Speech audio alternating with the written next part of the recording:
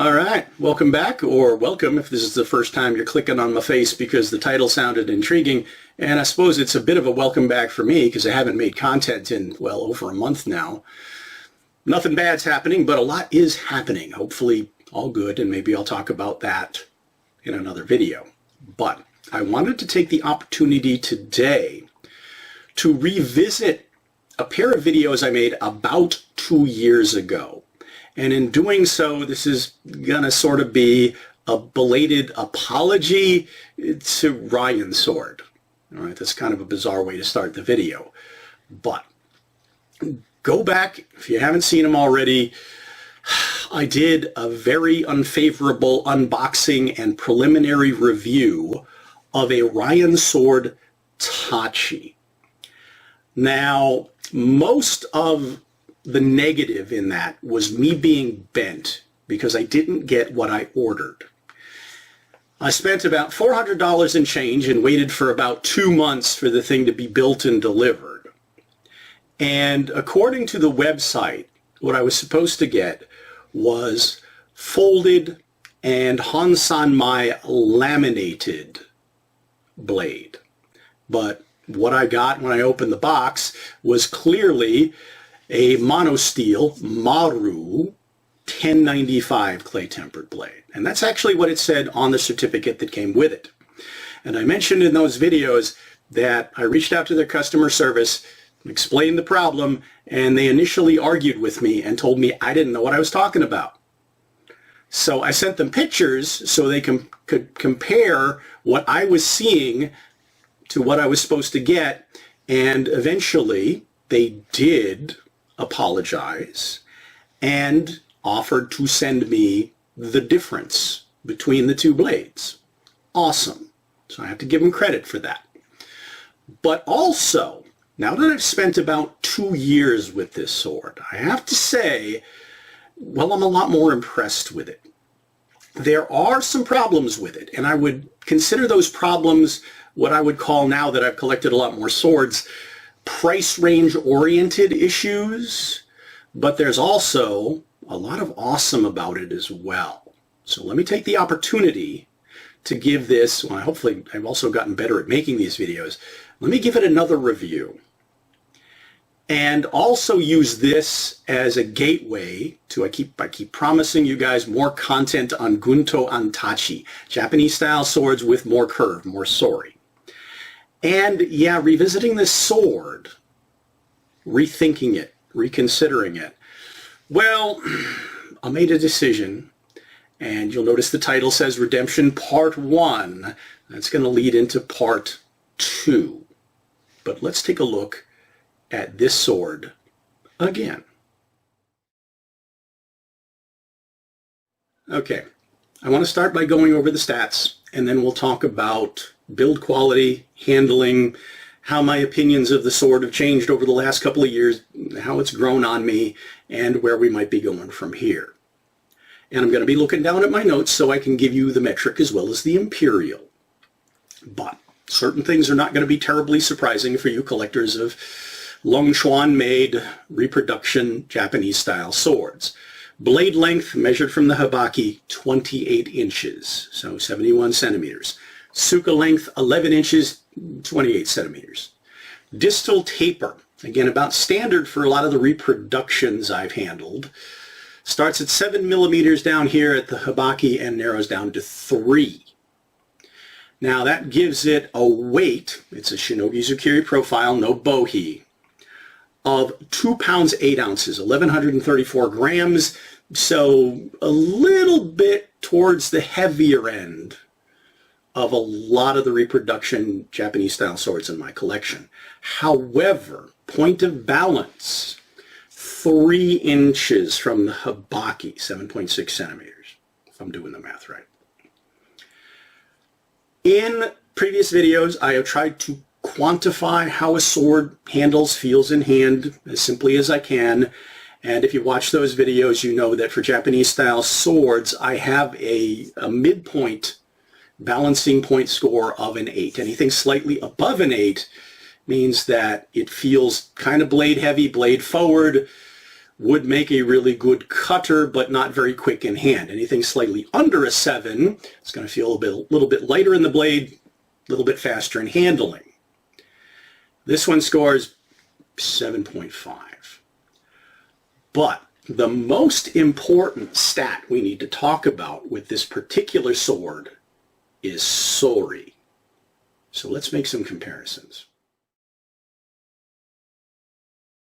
So blade curvature, sori, in a Japanese style sword is traditionally measured by taking a straight line from the tip to the habaki and then measuring the highest point in that arc to the spine. Now this is not the sword we're talking about today. This is the Ryansword Tachi that I also reviewed about 2 years ago. And one of the criticisms about this sword is unfortunately common to a lot of the reproductions that are on the market today. And as I mentioned in those earlier videos, there are not a lot of reproduction Tachi on the market. There's more all the time, so that's promising. But what a lot of them do is simply stick an Uchigatana style blade in Tachi style fittings. Kind of like a shin gunto, which is awesome for me because I really like shin gunto, but it's not traditional for a Tachi. And yes, that affects handling and cutting.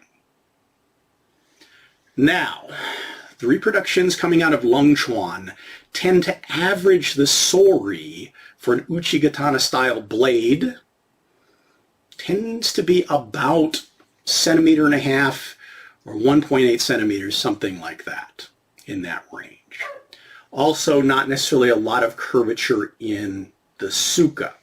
And in traditional Tachi, you can have some really extreme curves in the suka that, for me, look really, really unwieldy. But this is where the Ryansword Tachi starts to shine.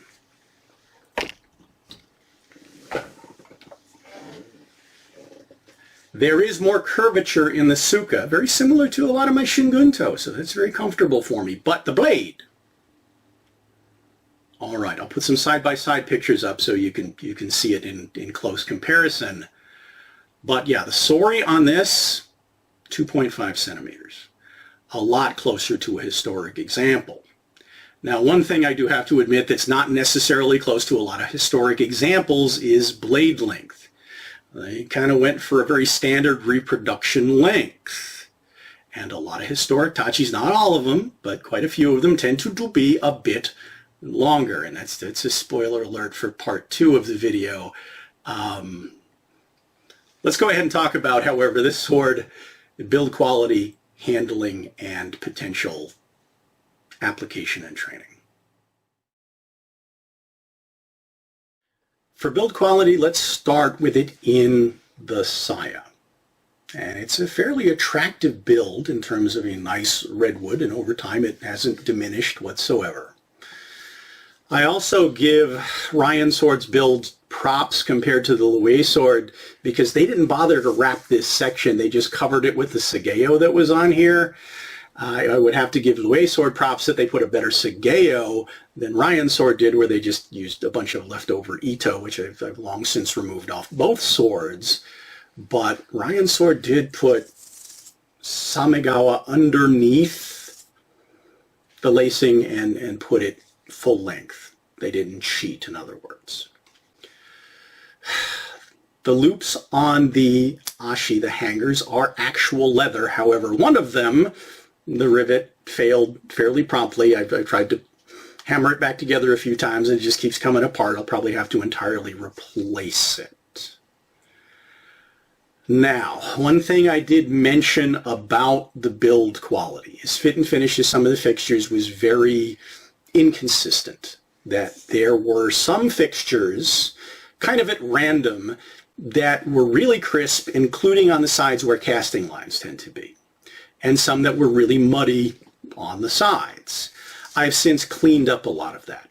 Also the fit of some of the fixtures, and this is where I get into that discussion of price range issues. Not very tight. I've had to tighten up the fuchi. I have had to tighten up and actually re-glue and reshape the koiguchi fixture. The ashi have stayed pretty snug, But, yeah. And, oh yeah, that's just coming off. Haven't gotten around to those yet, but that gives you a sense that, yeah, some of the fixtures were not on there very tight. I also mentioned that the sori loop is just sort of tacked in there. There's no hole through it, no grommets, doesn't swing free. It's just sort of, haven't fixed that yet either. Probably will here soon as I get more use out of the sword. Fit of the saya, tiny bit of rattle in here. Now I did, as I mentioned, have to do some work at the top here in terms of reshaping the mouth so I wasn't scraping metal against metal, and I adjusted the fit to make it snug again after I did that. And we'll talk about draw and such and handling. But right now I got it pretty snug. Build of the Suka, except for that loose fuchi, has held up really well. You've got real black ray skin, double pin construction. I'll show you a picture of the tang. When you put attention into the nakago, the tang, the parts that people don't see, I'm impressed. And it's a really nice tang. It is engraved, it is stamped, it's pretty well finished. And it is nicely long for resilience. Everything on the sword is stayed tight. I've taken it apart many times to do work on it and just to inspect it. The ito also has stayed really, really tight, so I have to hand it to them in terms of the construction. Remember that I paid with shipping, which is actually quite a good chunk of the cost, shipping from China, and it's gone up. Talk about that in part 2. $412 for this sword. And what I got in terms of the build quality and the blade quality, very good. I'll get to the blade in a second. Fixtures are all copper. No die-cast garbage. Tsuba's held up pretty well. Yeah, everything's nice and tight. Nothing fancy in terms of seppa, but I really do like that habaki that came with it. Love that rain pattern. I actually selected that for another one of my blades as a custom build. Fit is really good. No hang-up spots. Blade. As I mentioned earlier, I was disappointed that it was a Maru mono steel 1095 blade that has a very bright mirror machine polish on it. But the lines are all really, really crisp, including, yes, a geometric yokote. And because I didn't love this blade initially, I was a little rough with it in terms of cutting, and it is held up phenomenally. You're not going to see any scuffs or nicks in this thing. Talk about handling here in a second. It does cut differently than what you might be used to for Uchigatana sori, but I think they did a phenomenal job with the blade. Now, there's not a lot of meat in it. It's very flat, meatless in terms of the edge, but it's held up to the cutting I've done. And that's included soft wood and hard bamboo and a lot of cardboard, which you really shouldn't cut with your swords because cardboard can be sometimes as abrasive as mild sandpaper. Never know what's in that pulp stuff. But I'm going to have to say, yeah, it's held up with a little bit of fine-tuning and tightening, cleaning up some casting seams, tightening up some fixtures. I'm going to say for the money, the build is pretty awesome. So let's talk about handling.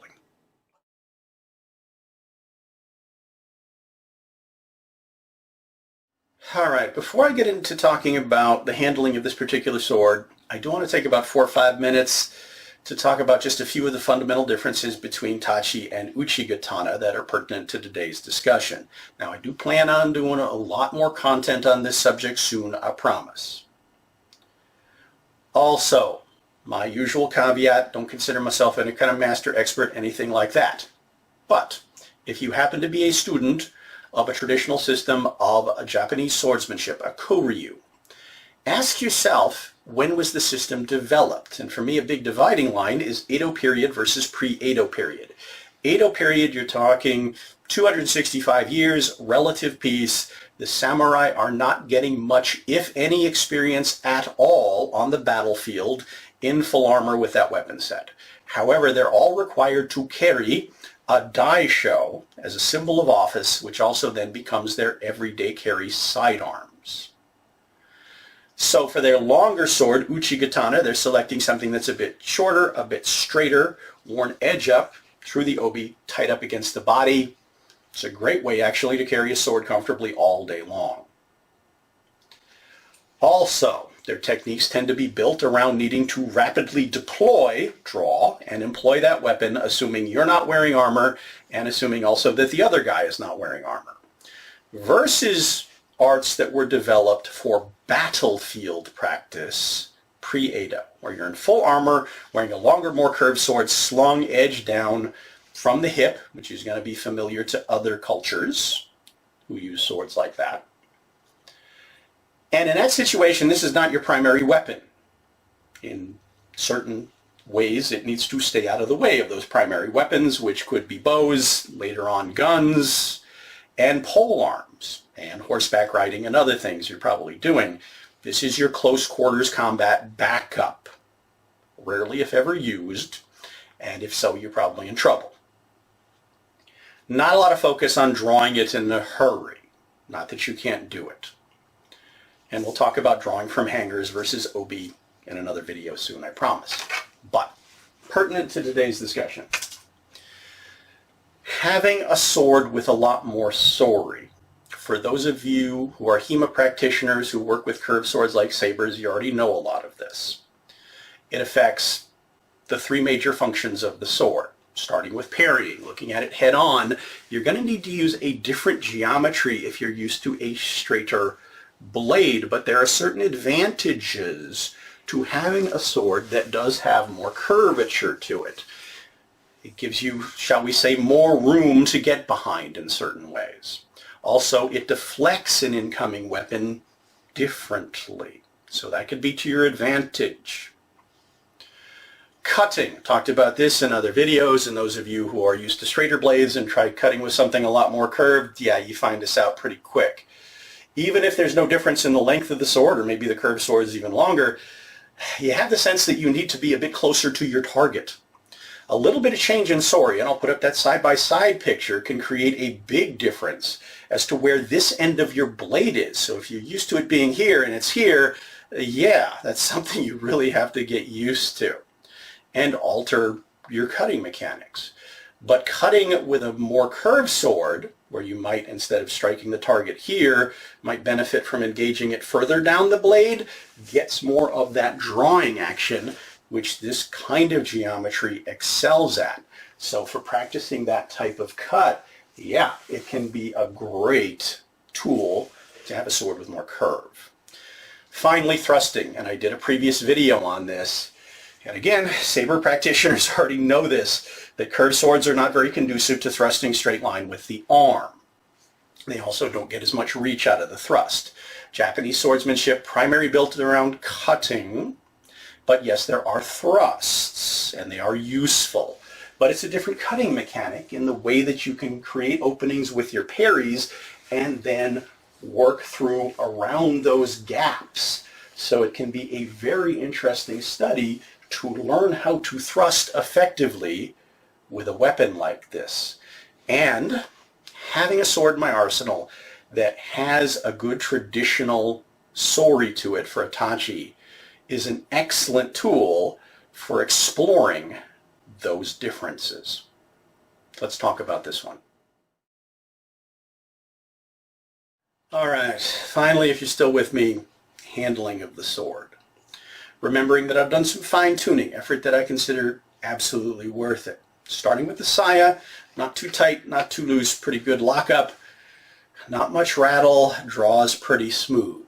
Now, as I mentioned, I do plan on doing more content, including the difference between drawing from hanger versus obi, but if you study a style of swordsmanship where you wear your sword down here, you know that this allows potentially longer draw stroke. You can clear a longer blade. Spoiler alert again for part 2. But if that's not what you're used to, you could simply grab it and pull it up here, or just shove the whole thing through your OB, and yeah, that works just fine. Now, I've mentioned in my videos on shin gunto that I've actually come to appreciate soft metal koiguchi for durability as well as safety. Now, as long as you clear your edge, which you should be doing with any saya, in the decades I've been doing this, I've never done any damage to the spine of my swords against brass koiguchi. So that's not a problem.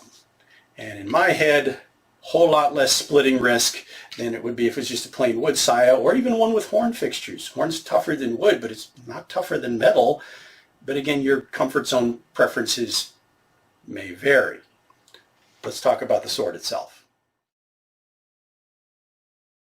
Okay, so one of the things I already mentioned is that the suka on this is a little bit round for my tastes, but it seems to work with the rest of the sword very well. It's not an axe handle, and I have reprofiled quite a few reproduction Japanese style swords to fit my hands better, suka-wise. I've never felt the temptation to do it to this one. After cleaning up a couple of hot spots and making the fixtures prettier, a little bit tighter, everything stayed tight and solid, and that includes the blade through some, well, frankly, a bit abusive use. Now, sword itself is, as I mentioned, a couple of ounces heavier than my normal preference, but given the point of balance and the way it all comes together, it does feel really good in the hand, especially when it comes to practicing those arts that are designed for a sword that is more curved. That includes using it one-handed. And I do practice Japanese swordsmanship one-handed, but this also becomes a great crossover tool for cross-training in HEMA. So conversely, if you happen to be a HEMA practitioner who likes something like a saber, this might be a good entry sword for you to get into Japanese-style swordsmanship. It certainly moves, well, like a saber. But overall, bottom line is, in the last 2 years, this sword has really impressed me and grown on me. I like it. Enough that I decided to take the risk, going back to Ryansword and ordering, they're one of the few people that have this option, a sword with very similar fixtures, same steel, similar sori ratio, but a blade that is several inches longer. And I'm a little bit nervous about what I'm going to get. It's going to take them a couple of weeks to make it and a couple of weeks to ship it to me. But I hope you're here for part 2. And as always, until then, thanks for watching, following my journey, subscribing to the channel, liking the videos, adding to our conversation in the comments. If you have any questions, if you have any ideas for those future videos, please. That's all very inspiring. And hopefully, yeah, will you be here with me for part 2?